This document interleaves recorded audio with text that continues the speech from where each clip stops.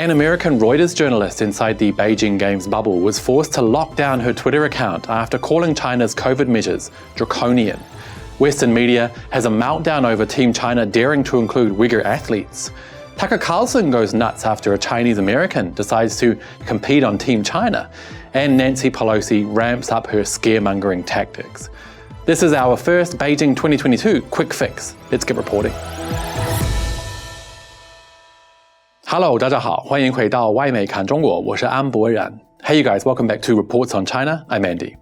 First up, American Reuters journalist Mari Saito was forced to lock down her comments on Twitter after she called Chinese staff wearing protective gear inside the Olympics hotel draconian. I wrote about the extremely dystopian vibes inside the bubble at the Beijing Olympics, her Twitter thread began. Exhibit A, hotel bartenders making specialty cocktails in their full PPE gear. She had a particular fascination with her hotel's chocolate fountain.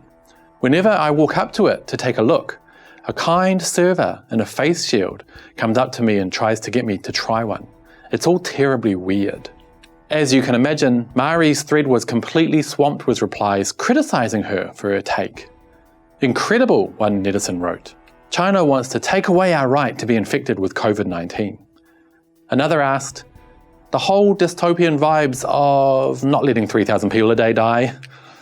New definition for dystopia, elevating the value of human lives above profit incentives. People will see this and then 2 hours later argue that China's COVID numbers have to be fake. This is what an actual response to a pandemic looks like, and it's why when China has an outbreak, it's news rather than the norm.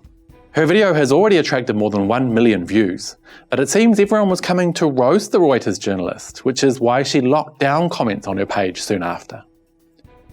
Last night's Beijing 2022 opening ceremony went without a hitch, but Western media were extremely upset with the fact that Team China includes Uyghur athletes, one of whom was successful 20-year-old cross-country skier Dinigeer Yilamujiang, who was one of 2 athletes to finally light the Olympic torch. Britain's Daily Mail said, China chooses a Uyghur athlete to light flame at Winter Olympics opening ceremony in propaganda attempt to deflect accusations of genocide.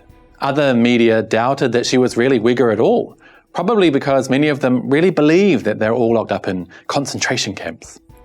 The New York Times ran with the headline, in a provocative choice, China picks an athlete with a Uyghur name to help light the cauldron, suggesting Dinigeer may not be Uyghur at all. They quickly changed their headline to mention Uyghur heritage once they realized how ludicrous their headline was. Today host Savannah Guthrie reportedly called the decision to include a Uyghur athlete in the opening ceremony an in-your-face slap to the Americans and their allies. Wow, they really don't like to see Uyghurs succeed, do they? USA Today interviewed a supposed Uyghur human rights activist, Rayan Asat, whose comments were unsurprising. The selection of a Uyghur torchbearer is a deliberate attempt to whitewash genocide, adding insult to injury for millions, she said, before suggesting through a disgusting Holocaust comment that taking part in the games last night may have kept Dinigeer's family out of those fictional concentration camps. Speaking of her family, here's Dinigeer's mother being interviewed about how she felt watching her daughter on TV last night from Xinjiang. 今天看开幕式，我们一家子都那么激动，主要是最后面我看到我女儿是一个主火炬手，那个时候特别激动，特别骄傲。